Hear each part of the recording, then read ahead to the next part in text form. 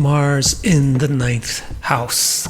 To understand it, let's review what the ninth house symbolizes. This is the ninth house.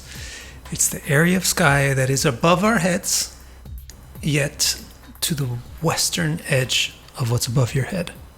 So since it's above our head, it has to do with what that part of the sky symbolizes, which is public life. And since it's to the west, it has to do with what that part of the sky symbolizes, which is other people. So it's about how our public actions affect other people. This is why it has to do with our values and our integrity. That's why it's the house of philosophy, religion, ethics, morals, laws, stuff like that. Because what are laws? What are morals? What are philosophies? What are religions? Collections of values, the way we should treat other people. It's also the house of education. The kind of education that the ninth house is about the transference of values and morals. And that's in turn why the ninth is the house of educators.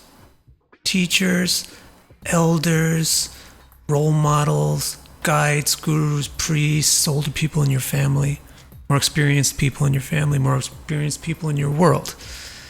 On the other spine, the ninth house signifies things that have to do with integrity, which means how well do you live up to your philosophy.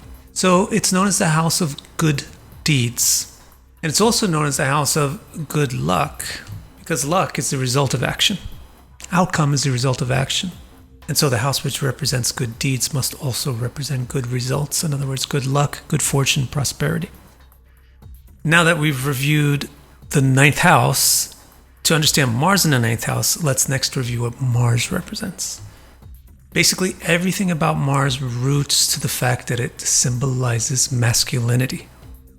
And masculinity has two key aspects. It's independent and it's inceptive. So Mars signifies individuality, freedom, independence. And that's why it signifies self-reliance. Self-reliance is the ability to be independent. And that's why it signifies strength. Strength is what you need to be self-reliant, and self-reliance is what you need to be independent.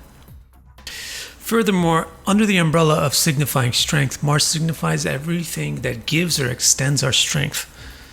Muscles, exercise, tools, weapons, machines, technologies, and also Mars signifies conflict, contest, competition, warfare, struggle. Because it's about independent people, not cooperative people. Masculinity, besides being independent, it's also inceptive, and that's why Mars is a planet that symbolizes initiative and ambition.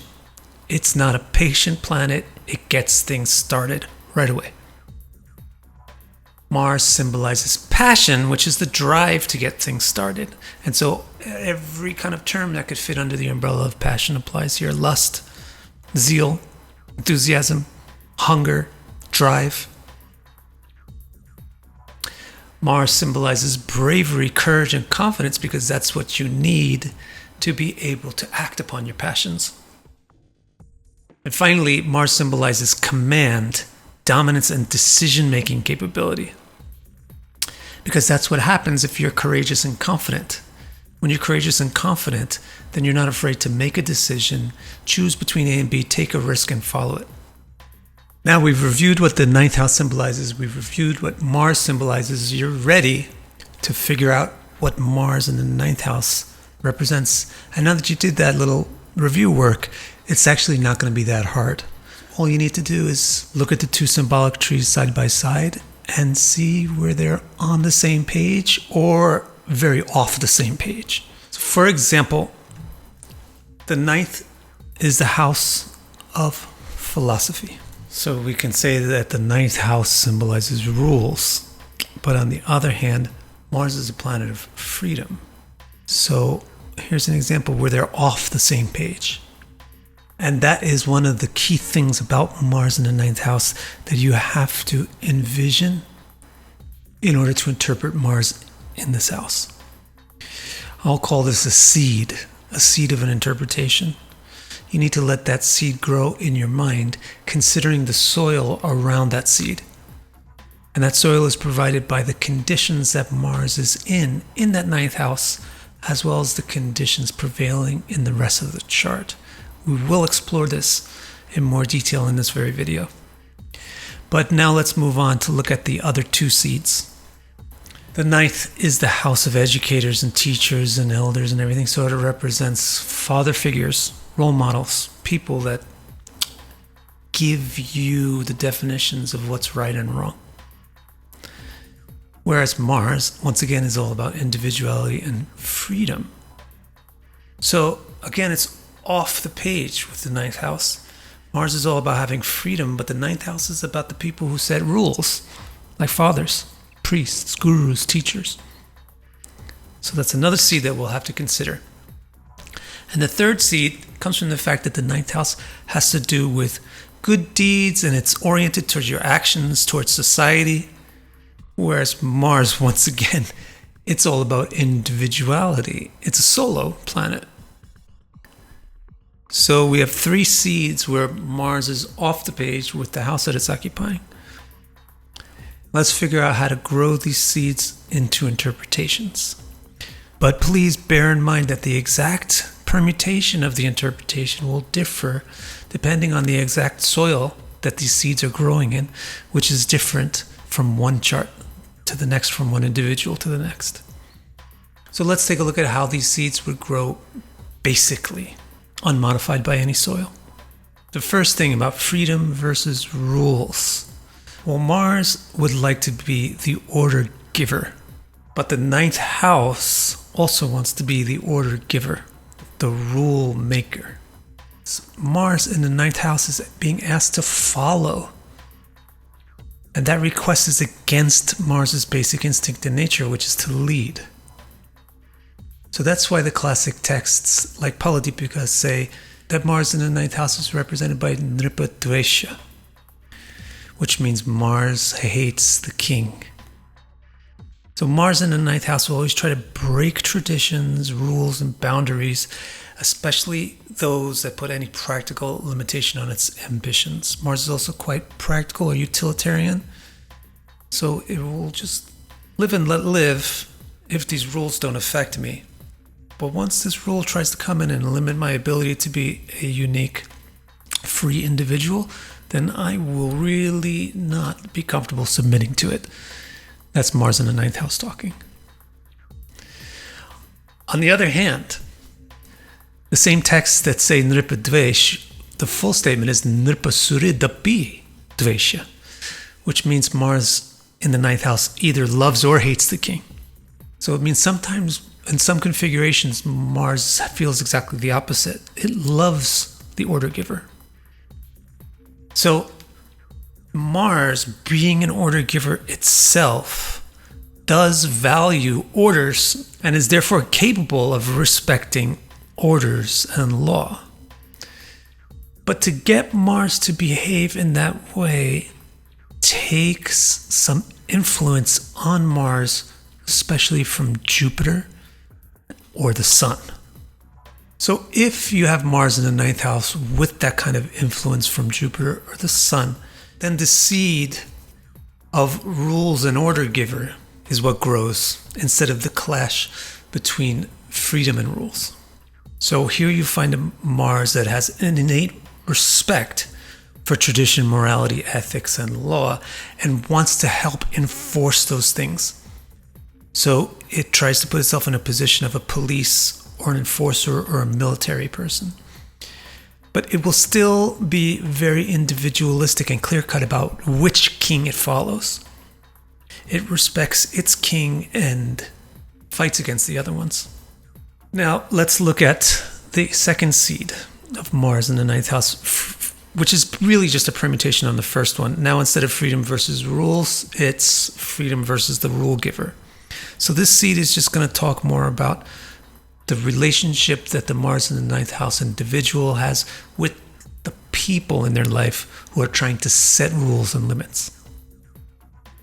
So texts like Deepak describe Mars in the ninth as atata, which means they're fatherless. The actual meaning of this, of course, depends upon the exact soil that the seed is growing in. It can range from anything from being abandoned or worse by like a self-obsessed father. It can range from that all the way to just early loss of a father or separation of an otherwise good father. And it can also range into the general lack or discomfort with father figures and people who try to establish boundaries on the individual. So Mars in the ninth house really is very sensitive to being indoctrinated. It easily feels like it's being indoctrinated or programmed and resists against that. It doesn't like dogma. So just like we can say Mars in the ninth house has a tendency to be fatherless, we could also put that as teacherless. They like to find out the truth and figure out the truth on their own, even if it means that it'll take them 40 times longer.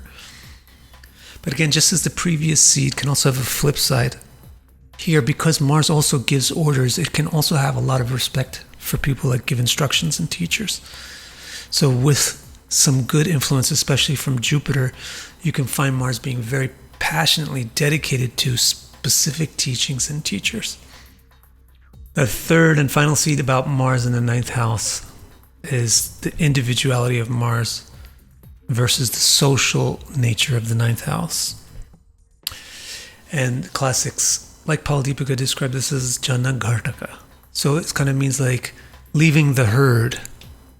So this can involve physical distance from the homeland or just in general adoption of non-conventional, non-mainstream behavior, philosophy, ways of living. It also tends to indicate that you get shunned by your social groups, or you don't like your own social groups and you willingly leave them.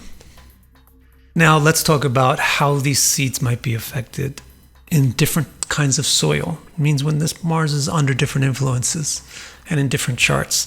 And there's no better way to do that than by actually looking at some charts.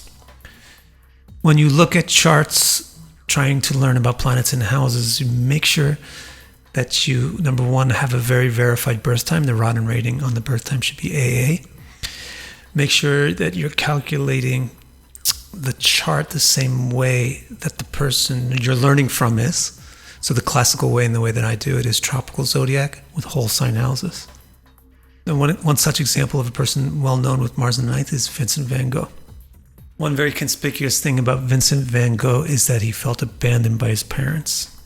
He also very much disliked formal education, and he really hated the rules and customs, especially rules and customs that apply to art. So we find in Vincent Van Gogh a person who really fits the description of atata, lack of father, and also of being averse to rules, nirpatvesh. Why those things fit Van Gogh so well is mostly attributable to the fact that his Mars in the ninth house is also the 10th lord. So it's also symbolizing king and father by its lordship. We find that Van Gogh also very accurately or clearly depicts the expected quality of being distanced from groups.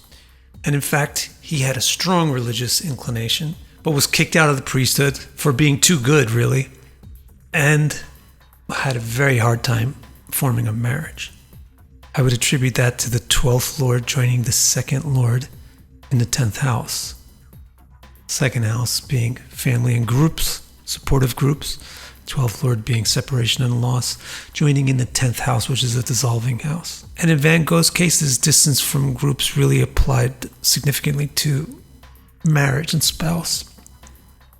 Why so much in his case? That's primarily attributed to the fact that his Mars in the ninth house is so close to Venus. His religious and philosophical tendencies are also quite discernible in this chart. First of all, from his Jupiter-Moon conjunction. And second of all, from the fact that his Mars in the ninth house is forming a Raja Yoga. So Jupiter-Moon is giving a lot of philosophy and religion on the mind. Jupiter being philosophy and religion, Moon being the mind. And Raja Yoga in the ninth house gives a lot of power or interest in philosophy and religion. One thing Van Gogh is also well known for is his own overall depression and mental instability. That's also very visible in the moon's proximity to Ketu and the 6th lord in the 6th house. Now, how about his incredible artistic talent? Well, it's first of all hinted at by Venus being Vargotama, exalted, in the 9th house as the 11th lord. Vargotama means it's in the same subdivision as the sign that it's in. So Venus is in Pisces, and it's also in the Pisces subdivision of Pisces, the Pisces Navamsha of Pisces. And Venus in Pisces is really great because it's exalted there. So it's an exalted Vargotama of Venus as the 11th lord, the house of art, in the 9th house, the house of prosperity. So that alone is a pretty significant indicator of a person that's really great with Venusian things like art. But it's not until you look at D9 that it pops out at you very strongly. This D9 or Navamsha has that very exalted Venus in the 3rd house, which is significant because 3rd house grants manual talent, which when it's granted through Venus will certainly be manual artistic talent. And that Venus is the 5th lord in his Navamsha, which is the lord of creativity and expression. And in that Navamsha, the 3rd lord sits in the 11th house, the house of artistic expression. So you don't have to explain everything about a person by one placement. The fact that he's an artist doesn't have terribly much at all to do with his Mars in his 9th house. That's what I'm trying to say there. Another person with Mars in the 9th is Deepak Chopra. Now, fatherless and lawless, those don't seem to fit him. But all of those seeds of interpretation that we have from Mars in the 9th house do in fact play out in his life in terms of how he treats authorities in science and medicine. Deepak Chopra defies the authorities, subverts them, appropriates their terminology and research, breaks their rules, and establishes his own versions of their stuff. Leaving the herd, in his case, is clearly represented in how the scientific and medical communities wind up not accepting him. How about his involvement and talent with psychology? That's seen very easily through his chart. First of all, his Mars in the 9th house is in Scorpio, which is the 8th sign. So it's naturally a psychological sign. And there in Scorpio, it's with Jupiter, who signifies learning, and Mercury, who signifies intellect, in the 9th house, which also has to do about education. So he has a lot of passion to learn about psychology. Also, his 8th lord, psychological lord, joins with Ketu, psychological planet, in his 10th house, the most prominent house in the house of career. And that house happens to be Sagittarius, which is well inclined for learning and study. And finally, the moon aspects his ascendant. The moon is the mind, and his ascendant is in Pisces, a very psychological sign. Deepak Chopra also has a proclivity and talent acting in a guru role. So that and his tendency to also be philosophical and incorporate philosophical stuff into what he's doing, it's also easily seen by the fact that he has multiple Raj Yogas in his 9th house centered around that Mars. And so because those Raj Yogas are all centered around his Mars, he's actually quite maverick in his approach towards religion and philosophy. One more person to examine with Mars in the 9th house is Krishna himself. Mars in the 9th house is supposed to make you hate or love the king. In other words, you either get really into enforcing and establishing rules, or you really hate all the rules and break them all. Krishna is a really excellent example of that, because he's the one that establishes all the rules, but also he's the one that's beyond all the rules. Mars in the 9th house is also Atata, which means fatherless. Krishna is a very literal example of that. Because he's the personality of original consciousness. So therefore he's described as Sarvakarna Karanam, which means the ungenerated all generator. So he has no generator, no father. Also, his Leela actually unfolds of losing the father as well, because he's separated from his biological mother and father for 11 years, right after birth. Leaving the herd or being different from your group is also very interesting to consider in Krishna, because the Upanishads describe Krishna as Nityo Nityanam, Chaitanas Chaitananam. In each one of these groups, he stands out. He's the singular eternal among plural eternals. He's the singular sentience among plural sentiences. So he's a member of every group, of everything that exists. Yet no group that exists contains him. And he's different from everything that exists. So all of these seeds of Mars in the 9th house have sprouted indeed, in Krishna's case, but into such amazingly powerful fruits. Why is that? Well, that's discernible fairly easily by just looking at how dignified everything in this chart is. Is Mars in the 9th house itself is exalted in Capricorn. Is Saturn, Mercury, and Moon are also exalted. That's 4 exalted planets. The Moon, exalted conjoined to the nodes, also confers that exalted dignity onto the nodes. So now that's 6 exalted planets. And the remainder of the planets, they're either domicile like Jupiter in Pisces, or they're in their root sign like Venus in Libra, or the Sun in Leo, which is even slightly better than being domicile.